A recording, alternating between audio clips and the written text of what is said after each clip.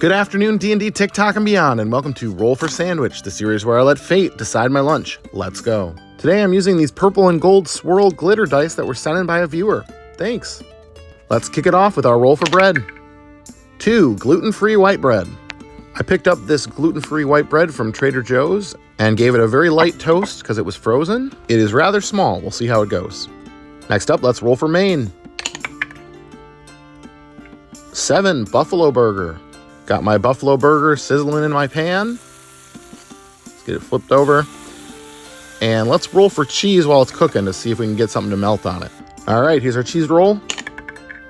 4 provolone. All right, we'll get a couple slices of provolone on here. I think the smoked flavor will go great with the burger. Add some water to our pan. Put the lid back on and let the steam melt the cheese. All right, and here is our beautiful cheesy buffalo burger. It's a little bit bigger than our bread is, but that's okay. So far, I think we're looking pretty good. Next up, let's roll for our roughage. We've got 7 tomato and 11 none. Well, I am definitely a tomato on burgers person, so this is welcome. This will be great. All right, let's hit it with some wild magic. 17 potato chips. All right, add some crunch here with these better made salt and vinegar chips. Detroit represent. I think these will pair great flavor-wise and add a little bit more interest than just a plain burger. Last but not least, it's the D20 sauce roll. 14 ponzu.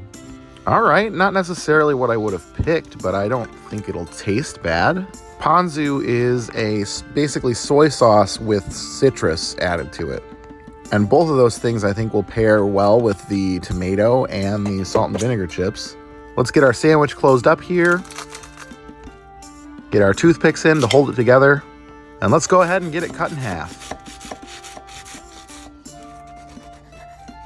Let's take a look at that cross section. All right, looks good to me. Well, after the gastronomic disaster that was Friday, I'm glad to have something a little more normal. Let's taste it. Yeah, okay, this is nice. I was worried it might be dry with only the addition of ponzu as a sauce, but the burger is very juicy and the tomato helps with that as well. Pretty much everything we added to this kind of melds together into this nice acidic accompaniment to the meat. This one's up there for sure. I'm gonna give it a 9.5, and I'm gonna call it the Home on the Range burger.